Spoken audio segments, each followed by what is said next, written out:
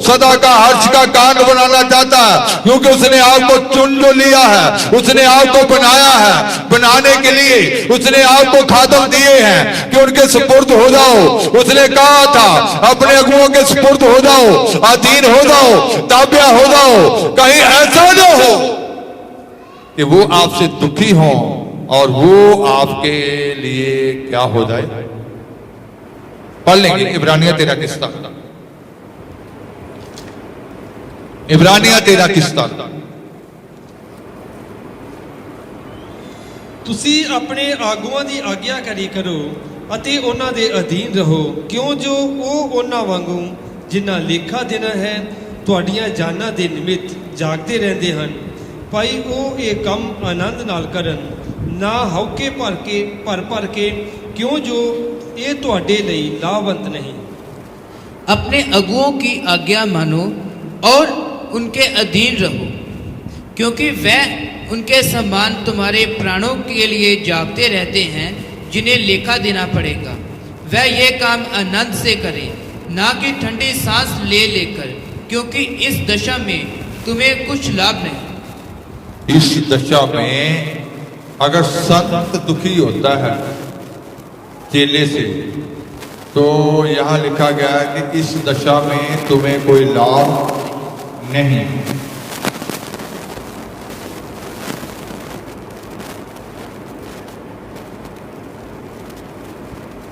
पौलुस ने ये कहा था कि तुम मेरे कहां हो, दिल में हो। खुदा ने संत के दिल में देखना है कि किसने यहां जगह बनाई है, कौन अंदर है, कौन दिल से बाहर है। तो सियोन बनना है आपने, आपको सियोन बनाएगा खुदा।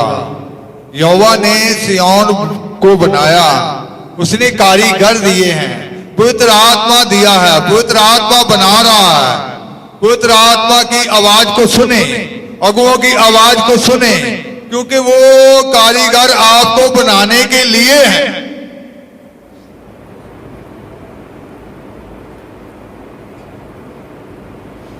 वो आपको सदा का हर्ष का कारण बनाना चाहता है, सदा की खुशी का कारण बनाना चाहता है, आने वाली नस्लों के लिए खुशी का कारण बनाना चाहता है कि आपकी नस्लें मुबारक हो जाएं, आपकी नस्लें आपके कारण वो खुशी में रहें, वो आनंद में रहें, क्योंकि दाऊद ने खुदा की आज्ञा का पालन किया और उसकी आने वाली नस्लें भी क्या हो गई, मुबारक हो गई। Hallelujah, hallelujah, hallelujah. फिर तीसरी बात कही गई थी, भजन संहिता 87 की तीसरी आयत।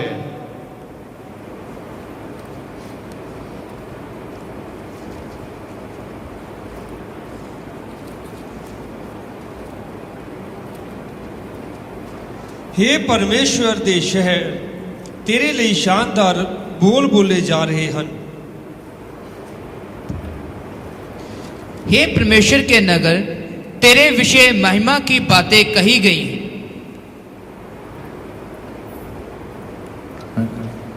ऐ खुदा के शहर, तेरी बड़ी बड़ी खूबियां बयान की जाती हैं। हे खुदा के शहर, आप खुदा का शहर है। एक जन को भी शहर कहा गया है, जैसे जिर्मिया 1:18 में जिर्मिया को क्या कहा था, 1:18 पढ़ लेंगे पहले।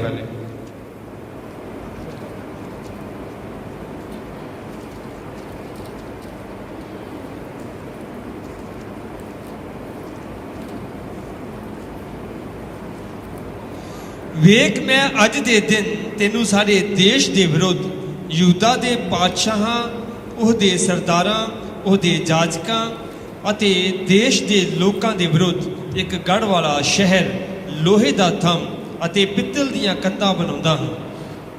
क्योंकि सुन, मैंने आज तुझे इस सारे देश और यहूदा के राजाओं, हाकिमों और जाजकों और साधारण लोगों के विरुद्ध गढ़ वाला नगर और लोहे का खंभा, गाड़ वाला नगर उर्दू में, क्योंकि देख आज के दिन मैं तुझको एक फसीलदार शहर, फसीलदार शहर, ये किसको कहा जा रहा है? एक इंसान को, जिर्मिया। तो मैंने तुझे क्या बना दिया है? एक शहर। यीशु के पास जब भीड़ की भीड़ निकली, जैसे मत्ती की झील 8 बाब की 34 आयत में लिखा है,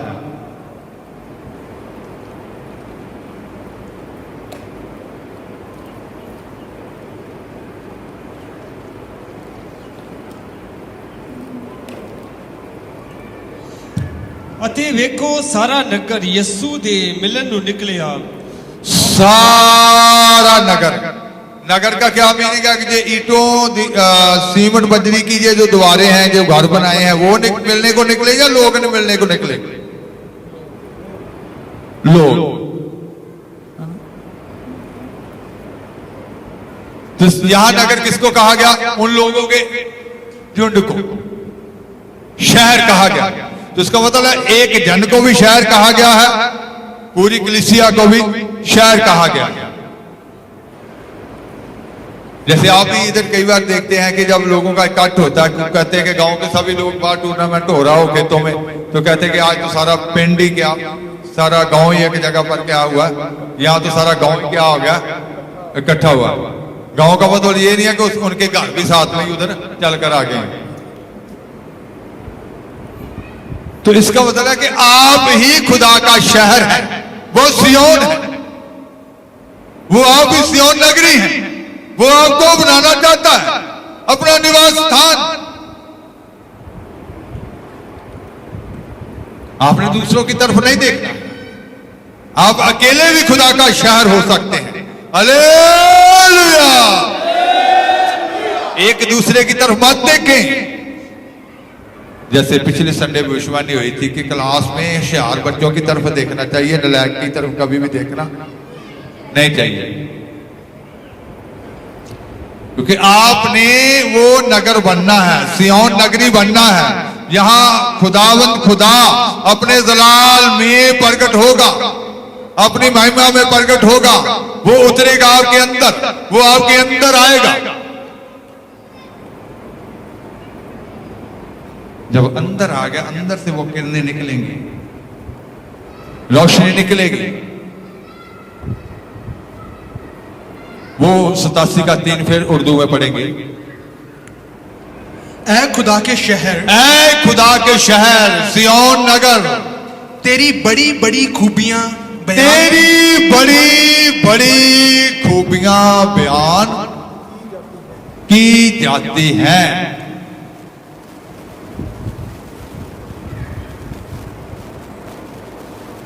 तो आपने आज अपने अंदर थोड़ी अंदर को गौर करना है। खूबियां बयान की जाती हैं, दूसरे लोग आपकी खूबियां बयान करते हैं, या ये कहते हो यार ये तो संगत में ही बस ऐसे मानता नजर आता है।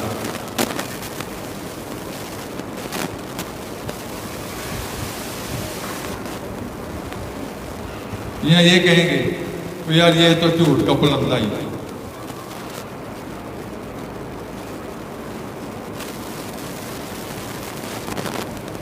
ऐतवार को तो मैंने इसको बड़ा आगे ऊंचे ऊंचे भजन गाते देखा था, तो कल मैंने इसको ठेके पे देखा। ये खूबियां हैं, ये घर में तो बहुत पाखरू से बढ़ता है। कल मैंने अपने इसकी पड़ोसन से गाली निकाल, अपनी पड़ोसन को गाली देते हुए देखा। ये खूबियां हैं।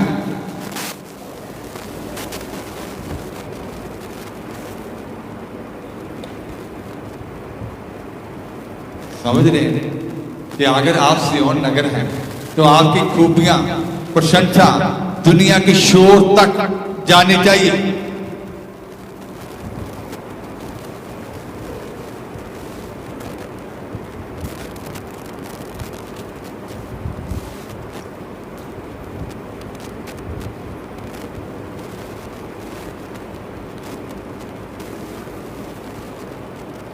क्योंकि हिंदी में कैसे लिखा था? हे परमेश्वर के नगर, तेरे विषय महिमा की बातें कही गई हैं। तेरे विखे महिमा की बातें कही गई हैं। तेरे विखे महिमा की बातें कही गई हैं। इसका मतलब है कि आपके विखे दूसरे गवाही दें,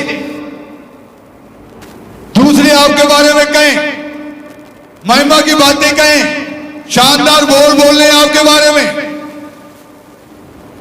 बोलो कहें,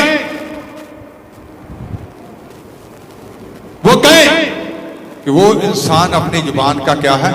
पक्का। उसने जो कह दिया वो कभी भी अपनी जुबान से फिरेगा। उसकी तो हाँ की हाँ और ना की, वो कभी मुकरेगा नहीं। उसकी जुबान से मैंने कभी गाली नहीं सुनी। वो तो हर समय दूसरों को दुआएं देता रहता है। उसकी जुबान से हर समय दूसरों के लिए आशीर्वाद निकलता है। उसकी जुबान से तो बहुत मीठे मीठे शब्द निकलते हैं। मीठे मीठे निकलते हैं, कड़वे कड़वे निकलते हैं।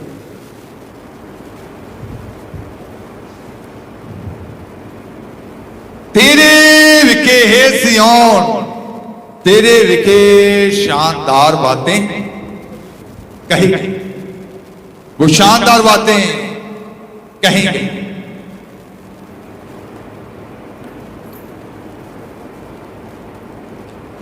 पौलुस ने एक बात कही, जब 2 कुरिन्थियों 8 बाब के 20 और 21 आयत को पढ़ते हैं।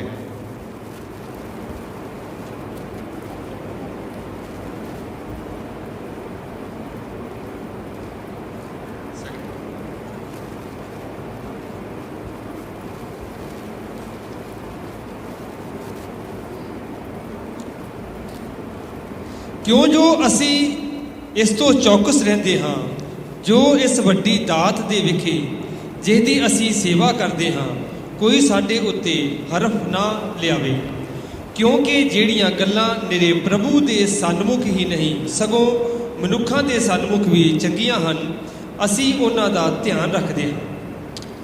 हम इस बात में चौकस रहते हैं, हम इस बात में चौकस रहते हैं कि इस उदारता के काम के विषय में, इस उदारता के काम के विषय में जिसकी सेवा हम करते हैं, जिसकी सेवा हम करते हैं, कोई हम पर दोष ना लगाने पाए। कोई हम पर दोष ना लगाने पाए। क्योंकि जो बातें केवल प्रभु ही के निकट नहीं परंतु मनुष्यों के निकट भी बली हैं, हम उनकी चिंता करते हैं। जो बातें प्रभु के सामने नहीं बल्कि मनुष्यों के सामने भी क्या है? बली है, हम उनकी चिंता करते हैं। ये नहीं है कि जो प्रभु को हम जी मेरा जीवन तो बस प्रभु को अच्छा लगना चाहिए। दूसरों के लिए भी आपने क्या बनना है? एक नमूना बनना है। दूसरे आपसे ठोकर ना खाएं। उर्दू में भी इसको पढ़ेंगे, 2 कुरिन्थियों 8 का 20। तो यहां पौलुस ने जो ये बात जो कही थी पैसे के विषय में कही थी, तो कोई हम पर दोष ना लगाए।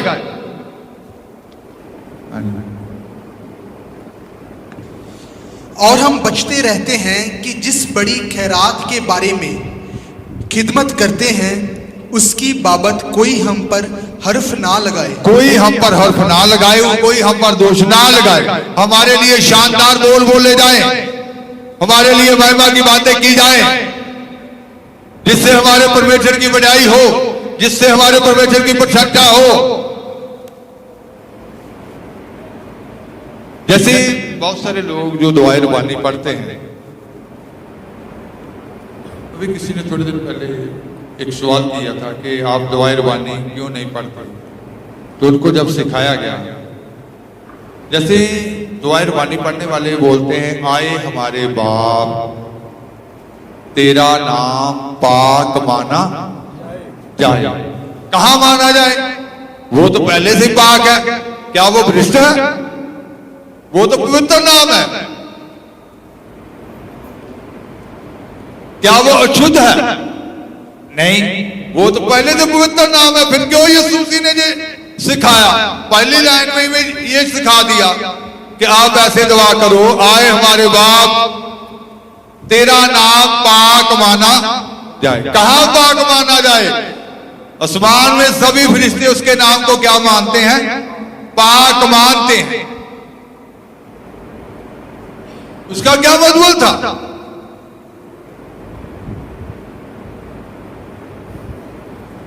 आपके जीवन में उसका नाम पाक माना जाए, कि मेरे जीवन में उसका नाम पाक माना जाए। ये नहीं है कि मेरे जीवन में लोग कहें कि ये तो चर्च में जाता, ये संगत में जाता, बाइबल बहुत पढ़ता, दुआ बहुत करता। तो इसका जीवन देखो, इसका चाल चलन देखो। ये उंगली नहीं कहता कि हमारे ऊपर कोई हर्फ ना आए। ये नहीं बोलने चाहिए आपके बारे में लोगों को। इसका चाल चलन देखो कैसा है। चर्च में जाकर तो बड़े बर्तन साफ करता है, वहां तो बड़ी लंगर की सेवा करता है, तो घर में पूरी गाली का सेवा करता है। आप कौन सी सेवा कर रहे हैं? गालियों की?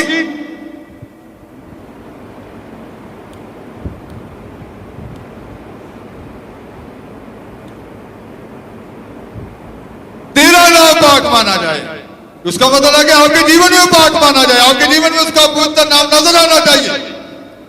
अगर वो पवित्र है तो इसलिए पतरस ने भी कहा जैसे वो पवित्र है तुम भी क्या बन जाओ, पवित्र बन जाओ।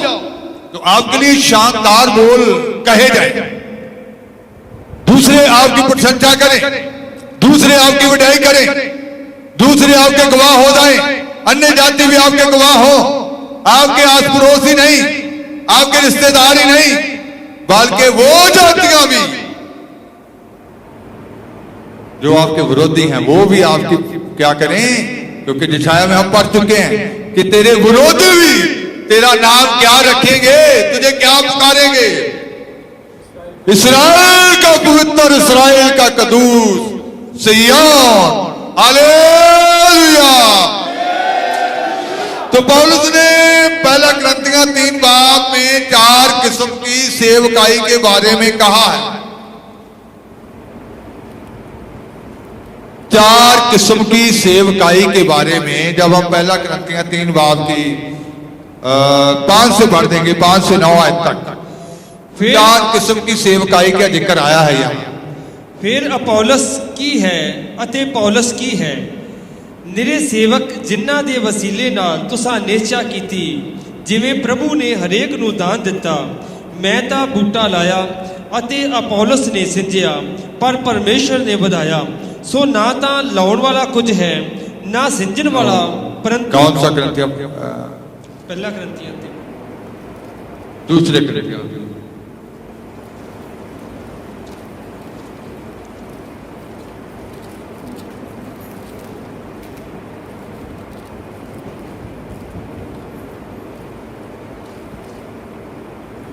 सात से पढ़ देंगे, 7 ऐसे और 9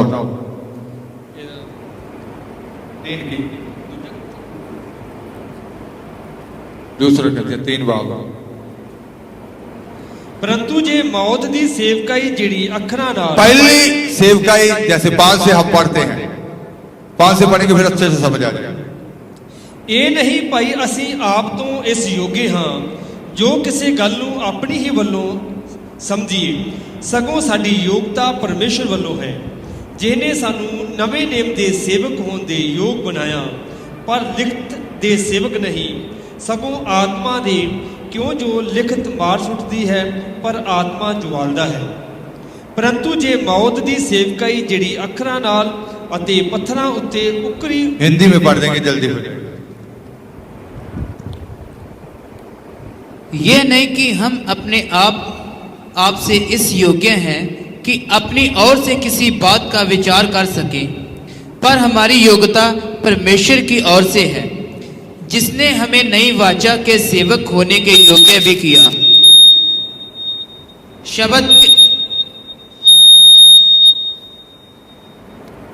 शब्द के सेवक नहीं वरन आत्मा के, क्योंकि शब्द मारता है पर आत्मा जलाता है। यदि मृत्यु की वह वाचा जिसके अक्षर पत्थरों पर खोदे गए थे, यहाँ तक तेजोमय तेजमय हुए कि मूसा के मुंह पर से तेज के कारण जो गड़ता भी जाता था, इस्राएली उसके मुंह पर दृष्टि नहीं कर सकते थे। तो आत्मा की वाचा और भी तेजमय क्यों ना होगी? क्योंकि जब दोषी ठहराने वाली वाचा तेजोमय थी, तो धर्मी ठहराने वाली वाचा और भी तेजोमय क्यों ना होगी? कितने प्रकार की सेवकाई पड़ा है उर्दू में? 7 से 9। जब मौत का वो अहद, मौत का वो है, मौत की वो सेवकाई जिसके हुरूफ पत्थरों पर खोदे गए थे, ऐसा जलाल वाला हुआ कि बनी इस्राएल मूसा के चेहरे पर उस जलाल के सबब से जो उसके चेहरे पर था गौर से नजर ना कर सके, हालांकि वो घटता जाता था। तो रूह का अहद, 9 तक है। तो रूह का अहद तो जरूर ही जलाल वाला होगा, क्योंकि जब मुजरिम ठहराने वाला अहद जलाल वाला था, तो रास्तबाजी का अहद तो जरूर ही जलाल वाला होगा। बल्कि इस सूरत में तो वो जलाल वाला इस बेइंतहा जलाल के सबब से बेजलाल ठहरा। हाँ जी, पंजाबी में भी इसको पढ़ेंगे। 7 से 9।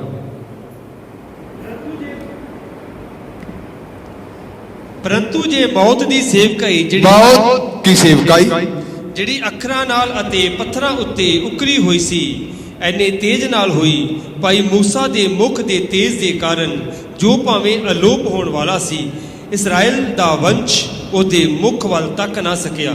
ਤਾਂ ਆਤਮਾ ਦੀ ਸੇਵਕਾਈ आत्मा की सेवकाई ਇਦੋਂ ਵੱਧ ਕੇ ਤੇਜ਼ ਨਾਲ ਕਿੱਕਰ ਨਾ ਹੋਵੇਗੀ, ਕਿਉਂਕਿ ਜੇ ਦੋਸ਼ੀ ਠਹਿਰਾਉਣ ਦੀ ਸੇਵਕਾਈ दोषी ठहराने की सेवकाई, ਦੋਸ਼ੀ ਠਹਿਰਾਉਣ ਦੀ ਸੇਵਕਾਈ ਤੇਜ਼ ਰੂਪ ਹੈ, ਤਾਂ ਧਰਮ ਦੀ ਸੇਵਕਾਈ ਬਹੁਤ ਹੀ ਵੱਧ ਕੇ ਤੇਜ਼ ਨਾਲ ਹੋਵੇਗੀ। धार्मिकता की सेवकाई, धर्म की सेवकाई, मौत की सेवकाई, दोषी ठहराने वाली सेवकाई, आत्मा की सेवकाई और धर्म की सेवकाई। और जो लोग खुदा के चुने हुए लोग धार्मिकता की सेवकाई करते हैं या आत्मा की सेवकाई करते हैं, धर्म की सेवकाई या आत्मा की सेवकाई, उनके बारे में शानदार बोल बोले जाएंगे। उन दो को छोड़कर आप कौन सी सेवकाई के लिए बुलाए गए हैं? धार्मिकता की, धर्म की सेवकाई और आत्मा की सेवकाई।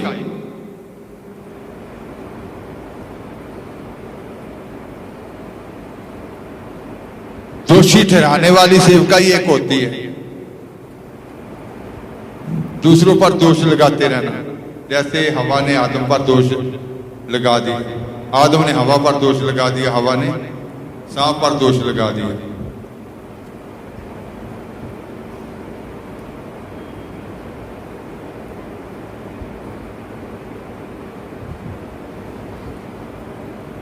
मौत की सेवकाई, दोषी ठहराने वाली सेवकाई और आत्मा की सेवकाई और धार्मिकता की सेवकाई।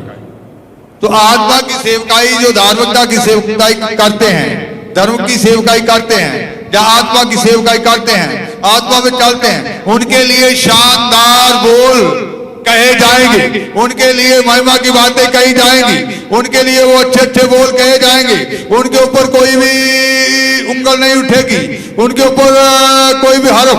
जैसे पौलुस ने कहा कि हम परमेश्वर के सामने और मनुष्यों के सामने जो दोनों के लिए अच्छी बातें हैं उन सब का ध्यान रखते हैं।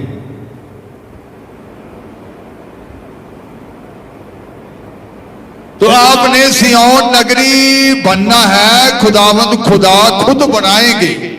पवित्र आत्मा को बनाने के लिए भेजा है, सुपुर्द किया है, कारीगर दिए हैं, प्रेरित नबी की नींव पर आपको बनने के लिए बुलाया गया है। तो आप सिय्योन बनना है। जब आप सिय्योन बनेंगे तो खुदा का निवास स्थान हो जाएंगे। तो खुदा यहां पर आपके अंदर जलाल में प्रकट होगा। तो जाति जाति के लोग, आपके विरोधी लोग आपके पास आएंगे, आपको यहोवा का पवित्र सिय्योन कहेंगे। आप पीढ़ी पीढ़ी के लोगों के लिए खुशी का कारण होंगे। Hallelujah, hallelujah, hallelujah. पीढ़ी पीढ़ी के लिए खुशी का कारण बनने के लिए आप बनाए गए।